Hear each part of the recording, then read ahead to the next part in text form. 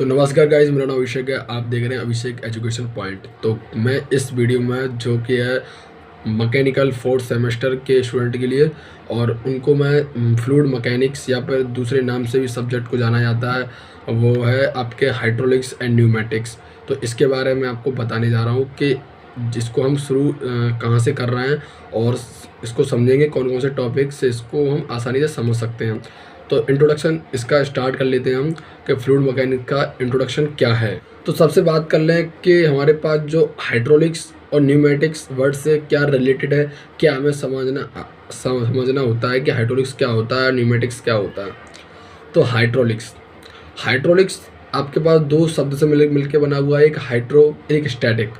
Hydro मतलब है, hydro का मतलब है द्रव से, लिक्विड से रिलेटेड चीज़, और स्टैटिक का मतलब है कि वह विराम अवस्था में है। ठीक है, ये तो हो गया हाइड्रोस्टैटिक। और न्यूमेटिक्स का मतलब है एयर से रिलेटेड जितनी भी मशीनें होंगी या फिर उससे एयर की सहायता से ही वो मशीन ऑपरेटिंग होती होंगी, उनको हम न्यूमेटिक्स के नाम से जानते हैं। अब हाइड्रोलिक्स क्या होता है? हाइड्रोलिक्स मशीन जितनी भी होती हैं वो सारी फ्लूइड से ही चलती हैं, और इनमें जौन सा फ्लूइड यूज़ किया जाता है वो इनकम्प्रेसिबल होता है, इनकम्प्रेसिबल फ्लूइड होता है। अगर मैं आपसे कहूँ कि कंप्रेसिबल फ्लूइड कौन सा होता है और इनकम्प्रेसिबल फ्लूइड कौन सा होता है, तो कंप्रेसिबल फ्लूइड वह फ्लूइड होता है जिसको हम कंप्रेस कर सकते हैं। उसके डेंसिटी और उसकी डेंसिटी और उसके वॉल्यूम में अगर हम चेंज कर दें तो वो हमारे पास कंप्रेसिबल फ्लूइड होगा, और उसकी डेंसिटी एवं वॉल्यूम में हम चेंज नहीं कर पाएँ तो वो उसका हम इनकम्प्रेसिबल फ्लूइड बोलते हैं। तो बात कर लेते हैं सबसे पहले मेटल। बेसिक क्लास में आप पढ़ते हुए चले आ रहे हैं कि मेटल तीन प्रकार के होते हैं, लिक्विड और सॉलिड, एक गैस। तो अब मैं आपसे कहूँ यहाँ पर जो सॉलिड है वो फ्लूइड है कि नहीं है, मैं बताता हूँ। जो सॉलिड है, सॉलिड फेज में वो फ्लूइड नहीं है। अगर हम उसको टेम्परेचर बढ़ा दें और वो है ना लिक्विड फॉर्म में चेंज आ जाए तो वो फ्लूइड होगा। तो यहीं से बात निकल के आती है कि फ्लूइड होता क्या। फ्लूइड मैं आपको बेसिकली बताना चाहूँ कि फ्लूइड वह होता है जो कि किसी भी सरफेस पर आसानी से फ्लो कर सके। फ्लो का मतलब है कि अगर हम वाटर को ज़मीन पे गिराते हैं तो वो आसानी से फ्लो कर देता है, तो वो है ना हमारे पास एक तरीके से फ्लूइड है। या तो हम कह सकते हैं एयर भी हमारे पास एक तरीके से फ्लो है। तो आप लोग कहोगे कि एयर तो सरफेस पर फ्लो नहीं होती तो वो कैसे फ्लूइड हो गई। तो वो मैं कह सकता हूँ इन्वायरमेंट में जो भी हमारा एटमॉस्फेयर है उसमें आसानी से फ्लो होती है, हो जाती है ना, आपको पता है, तो वो फ्लूइड हो गया। तो यहाँ से हम कह सकते हैं फ्लूइड वेपर, या तो कह सकते हैं एयर, वेपर, या कह सकते हैं हम लिक्विड। ये सारा क्या है, एक तरीके से फ्लूइड होता है। वह सब्सटेंस जो कि आसानी से फ्लो कर जाए वो हमारे पास क्या होता है, फ्लूइड होता है। अब बात कर लेते हैं हम कि फ्लूइड कितने प्रकार के होते हैं। Classification of fluid. तो फ्लूइड को मैं आपको बता दूं कि फ्लूइड वैसे तो तीन प्रकार के होते हैं, पर तीन के अंदर इनके टाइप्स हैं। सबसे पहले तो होता है कि कंप्रेसिबिलिटी के आधार पर, मतलब संपीड़ितता के आधार पर फ्लूइड दो प्रकार के होते हैं। एक हमारे पास होता है लिक्विड होता है, एक हमारे पास गैस होता है। ठीक है, और दूसरा होता है हमारे पास सैद्धांतिक के आधार पर, मतलब कि जो भी उसमें जो सैद्धांतिक का मतलब ही होता है कि जो मतलब कि उनमें इम्पोर्टेंट प्रॉपर्टीज़ होती हैं फ्लूइड की, उनके आधार पर। एक हमारे पास होता है आइडियल फ्लूइड, और एक हमारे पास होता है आपके पास, एक तो आइडियल फ्लूइड हो गया, एक होता है रियल फ्लूइड। अब हमारे पास एक न्यूटन ने अपने एक लॉ के अनुसार उसको क्लासिफाइड किया, तो वो दो प्रकार से किया, एक न्यूटोनिक फ्लूइड, एक नॉन न्यूटोनिक फ्लूइड। तो हम लौट के आ जाते हैं सबसे पहले वाले पार्ट पे, जो हमारा पार्ट था कंप्रेसिबिलिटी के आधार पर। मैंने बताया था आपको एक लिक्विड और एक गैस।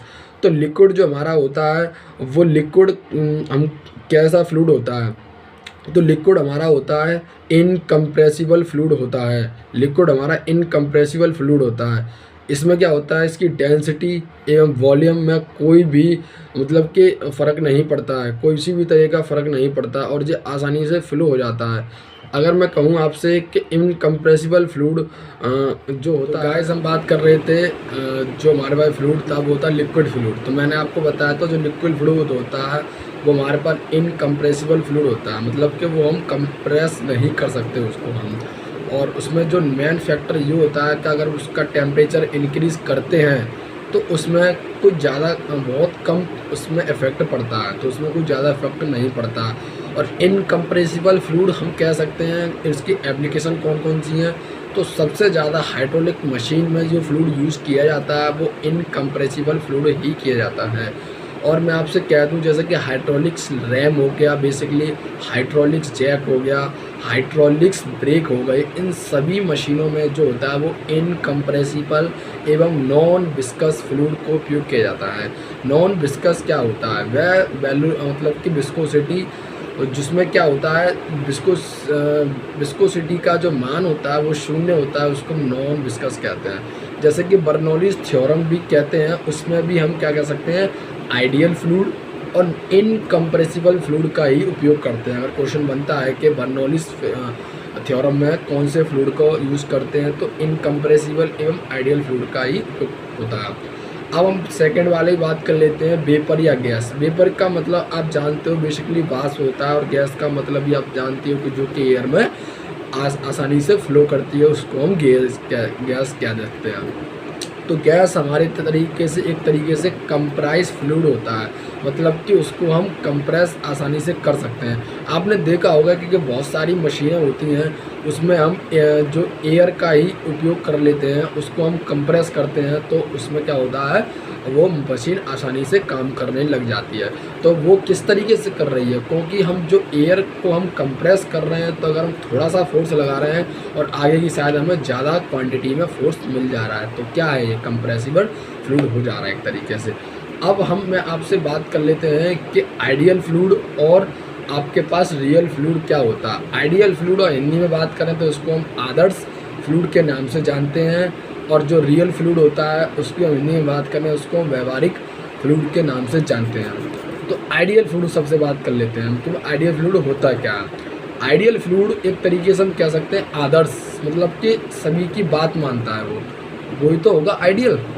आइडियल एक तरीके से हम कह सकते हैं कि आइडियल वो चीज़ होती है जो क्या होती है सभी को सेटिस्फाई कर रही हो, वो आइडियल होती है। जो सेटिस्फाई नहीं कर रही हो, जितनी फ्लूइड की प्रॉपर्टी है उनको सेटिस्फाई नहीं कर रही हो, तो हमारे पास कौन सा फ्लूइड होगा, वो हमारे पास रियल फ्लूइड होगा। तो आइडियल फ्लूइड वह फ्लूइड होता है जो कि डेंसिटी एवं वॉल्यूम, टेम्परेचर, इन सारी प्रॉपर्टी क्या होती हैं उसकी टाइम के साथ चेंज नहीं होती हैं, वो हमारे पास आइडियल फ्लूइड होता है। ठीक है।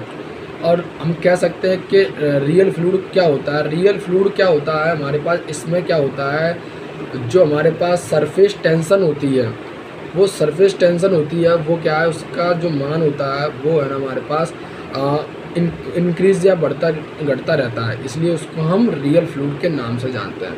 अगला आता है न्यूटोनिक एवं नॉन न्यूटोनिक फ्लूइड। तो न्यूटोनिक ने एक विस्कोसिटी लॉ बनाया। उन्होंने ये कहा कि अगर हम कोई भी फ्लूइड है या फिर कह सकते हैं लिक्विड है, उस पर जितना भी शियर स्ट्रेस लगता है, शियर स्ट्रेस फ्रेंड क्या होता है, जैसे कि ये मेरे दोनों हाथ हैं, अगर मैं इन दोनों को इस तरीके से फोर्स लगाता हूँ स्पर्शीय, तो स्पर्शीय फोर्स को हम शियर स्ट्रेस कहते हैं। इनसे जितना फोर्स लगेगा उससे जितना स्ट्रेस जनरेट होगा उसको हम शियर स्ट्रेस कहते हैं। तो जैसे मान लिया हमने कोई भी लिक्विड है, वो हमने क्या किया है, वो हमने सरफेस पर फ्लो करा रहे हैं, तो सरफेस और उस फ्लूइड के बीच में कुछ स्ट्रेस जनरेट होगा। और स्ट्रेस, उन्होंने कहा कि स्ट्रेस तो जनरेट होगा, लेकिन उनकी जो रेट ऑफ शियर स्ट्रेन, मतलब कि उसमें जितना स्ट्रेस के कारण स्ट्रेन जनरेट होगा, अगर उसके डायरेक्टली समानुपाती हो, मतलब कि कह रहा है कि जितना स्ट्रेस लगे उतनी ही हमारे पास स्ट्रेन जनरेट हो।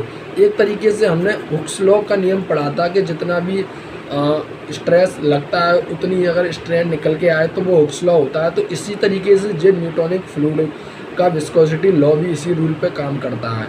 तो अगर दोनों समानुपाती होते हैं तो वो न्यूटोनिक फ्लूइड होता है, अगर वो दोनों समानुपाती नहीं होते हैं तो वे क्या होता है, न्यूटोनिक फ्लूइड नहीं होता है। तो इस तरीके से यहाँ तक क्लासिफिकेशन मैंने आपको बता दिया है। अगली वीडियो में नेक्स्ट टॉपिक की स्टडी करेंगे। वीडियो अच्छी लगी हो तो वीडियो को लाइक कर देना और चैनल को नए आए हो तो सब्सक्राइब कर लेना। धन्यवाद।